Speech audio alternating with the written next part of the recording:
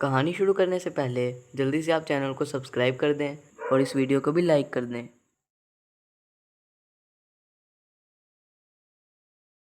रामपुर के गांव में एक टुनटुनी चिड़िया और उसकी बेटी टुनटुन रहा करते थे। इन दोनों के पास एक छोटी सी ज़मीन थी जिस पर वो तरह तरह की सब्जियां उगा कर अपने घर का खर्चा चलाया करते थे। इस बार टुनटुनी चिड़िया लोगों ने अपने खेत में आलू उगाए हुए थे। आलू की फसल इस बार बहुत ज़्यादा अच्छी हुई थी। टुनटुनी चिड़िया और टुनटुन बहुत ज़्यादा खुश थे कि इस बार उनको अपनी फसल के बहुत ज़्यादा पैसे मिलेंगे। वो खुशी खुशी से आलू उतार के ट्रक में भरते हैं और मार्केट में लेकर जाते हैं ताकि उनको बेच सकें। लेकिन सेठ कहता है, अरे टुनटुनी, मैं तुम्हें पहले ही बता दूं, मुझे आलू की ज़रूरत नहीं है। तुम देख सकती हो कि मेरे पास बहुत ज़्यादा आलू पड़े हुए हैं पहले से ही। अब तुम मेरे पास काफ़ी देर से काम कर रही हो, इसलिए मैं तुमसे ये आलू तो खरीद लेता हूँ, लेकिन मैं 1 किलो आलू के सिर्फ 5 रुपये ही दूंगा। लेकिन सेठ जी, आप ऐसा कैसे कर सकते हैं? आपको भी पता है कि मैं इतने सस्ते आलू नहीं बेच सकती। आप मुझे जितने पैसे दे रहे हैं, ये तो मेरे आलूओं की आधी कीमत भी नहीं है। आपको अच्छी तरह अंदाज़ा है कि आलूओं का इस वक्त मार्केट में क्या रेट है। अच्छा अच्छा भाई, अब ज़्यादा बातें मत बनाओ। अगर तुम्हें अपने आलू बेचने हैं तो मेरी बात मान लो, नहीं तो अभी यहाँ से चुपचाप निकल जाओ।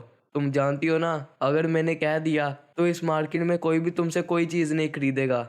जी सेठ जी, मैं जानती हूँ, लेकिन तभी टुनटुनी कहती है, तुम इसके इतने तरले क्यों कर रही हो? सेठ जी, हमने आपको ये आलू नहीं बेचने। माँ, अब चलो यहाँ से। और फिर वो उन आलूओं को लेकर वापस घर चले जाते हैं। घर आकर टुनटुनी चिड़िया टुनटुन से पूछती है, बेटा, तुमने ऐसा क्यों किया? माँ, तुम्हें भी पता है वो हमें इन आलूओं के कितने ज़्यादा कम पैसे दे रहा था। तुम बस कल तक का सब्र करो। मैंने अपने एक दोस्त से बात की है, उसके पास चिप्स बनाने वाली एक मशीन पड़ी हुई है। मैं वो कल लेकर आऊँगी और इन आलूओं से हम चिप्स बनाकर बेचेंगे। अगले दिन टुनटुन चिड़िया अपने दोस्त से वो चिप्स बनाने वाली मशीन ले आती है। वो लोग उस मशीन में आलू डालते हैं और उसमें से चिप्स बन के बाहर निकलती रहती है। टुनटुनी चिड़िया उस चिप्स को पैक करती है और फिर बाजार जाकर वो सारी चिप्स बेच आती है।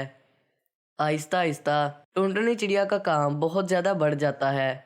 जब दूसरे किसानों को पता चलता है, अरे भाई तुझे पता है, वो जो टुनटुनी चिड़िया है ना, वो आलूओं से घर पर चिप्स बनाती है और फिर उस चिप्स को बाज़ार में बेच आती है। उसका तो काम भाई बहुत ही ज़्यादा अच्छा चल रहा है।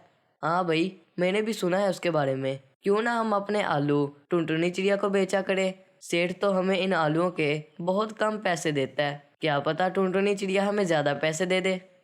वो सब किसान एक साथ मिलकर टुनटुनी चिड़िया के पास जाते हैं और उससे पूछते हैं कि क्या वो उनसे आलू खरीदेगी। टुनटुनी चिड़िया इस बात पे राज़ी हो जाती है और वो बहुत अच्छे दाम में उनकी फसल खरीद लेती है। अब सेठ का काम बिल्कुल ठप हो चुका था। उसके पास कोई भी किसान नहीं आता था आलू बेचने के लिए। और जब सेठ को एहसास हुआ कि अब इस गांव में उसकी दाल नहीं गलने वाली, तो वो गांव छोड़कर भी चला गया। और वहीं दूसरी तरफ टुनटुनी चिड़िया और टुनटुन अपने चिप्स बनाने वाले कारोबार से बहुत अच्छे खासे पैसे कमा रहे थे।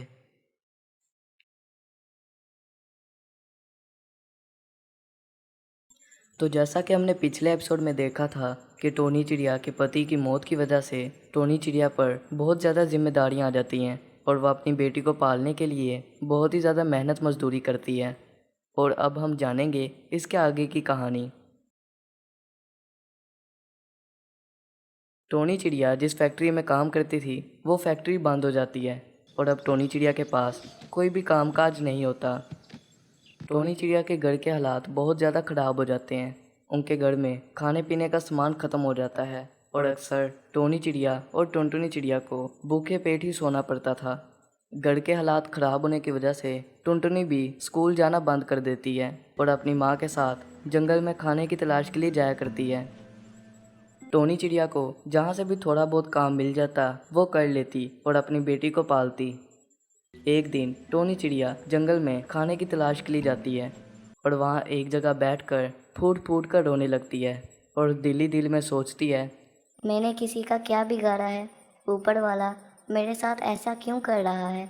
मैंने तो आज तक किसी के साथ बुरा नहीं किया, तो फिर ये मुझे किस गुनाह की सज़ा मिल रही है?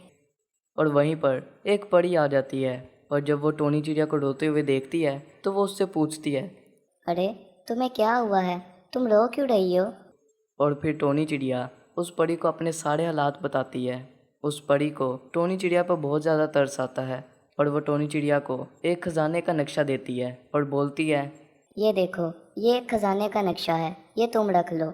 इस नक्शे में सारा रास्ता बताया हुआ है। तुम बस इस नक्शे के मुताबिक चलती रहो और तुम खजाने के पास पहुंच जाओगी और वहाँ पे जितना भी खजाना होगा वो सब तुम्हारा होगा। ये कहते ही वो परी वहाँ से गायब हो जाती है। अब टोनी चिड़िया को कुछ भी समझ नहीं आ रहा होता कि वो क्या करे। वो नक्शा देखती है और उसके ऊपर जो रास्ता बना होता है उस रास्ते पर चलने लगती है। जंगल में चलते चलते वो अपने घर से बहुत ज़्यादा दूर आ जाती है और आगे उसे एक सुरंग नज़र आ रही होती है और उस सुरंग के अलावा उसे वहाँ कोई भी रास्ता नज़र नहीं आ रहा होता। तो इसीलिए टोनी चिड़िया घबराती घबराती उस सुरंग में चले जाती है और वहाँ वो देखती है कि हर तरफ कीचड़ और पानी होता है। टोनी चिड़िया बहुत ज़्यादा मुश्किल से उस कीचड़ से होती हुई आगे बढ़ने लगती है और आगे वो देखती है कि एक जगह बहुत ज़्यादा लावा होता है। वो उस लावे से बचती बचती जब आगे जाती है तो उसे खजाना नज़र आ जाता है, लेकिन खजाने के साथ वहाँ बहुत ज़्यादा सांप होते हैं और वो सब सांप टोनी चिड़िया को चारों तरफ से घेर लेते हैं। और फिर सांपों का सरदार वहाँ पर आता है और वो टोनी चिड़िया को कहता है, अरे ओ चिड़िया, तुझे इस खजाने के बारे में किसने बताया? हम इस खजाने की पिछले 500 साल से रक्षा कर रहे हैं और तब से अब तक यहाँ पर एक परिंदा भी पर नहीं मार सका। और अब तू देख, तू तो खजाने तक ही पहुँच गई। अब हमें सच सच बता दे कि तुझे इस खजाने के बारे में किसने बताया है।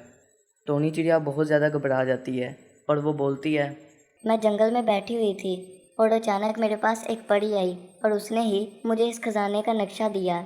और ये नक्शा देने के बाद उसने बोला कि जब तुम वहाँ पहुँचोगी तो वहाँ जितना भी खजाना होगा वो तुम्हारा होगा। और ये कहते ही वो परी वहाँ से गायब हो गई थी। इसके अलावा मैं कुछ नहीं जानती। ये सुनते ही वो सांप टोनी चिड़िया को छोड़ देते हैं क्योंकि वो सब सांप उसी परी के गुलाम होते हैं। और फिर वो सांप कहता है, अच्छा फिर तो ठीक है। अगर तुम्हें उस परी ने ये नक्शा दिया है तो उसने कुछ सोच समझ के ही दिया होगा। हम तुम्हारे मामले में कोई भी दखल अंदाजी नहीं करेंगे और अब से ये खजाना तुम्हारा ही है। टोनी चिड़िया उस खजाने को देखकर बहुत ज़्यादा खुश होती है और वो उस खजाने को लेकर अपने घर चले जाती है। अब टोनी चिड़िया की ज़िंदगी बहुत ही ज़्यादा खुशहाल थी। टुनटुनी चिड़िया अब बड़े स्कूल में जाने लग गई थी और टोनी चिड़िया ने जंगल में एक बड़ा घर भी खरीद लिया था। और अब टोनी चिड़िया के पास इतना खजाना था कि अगर वो पूरी ज़िंदगी बगैर कामकाज करे घर पे बैठी खाती रहे तो फिर भी वो खजाना ख़त्म नहीं होने वाला था।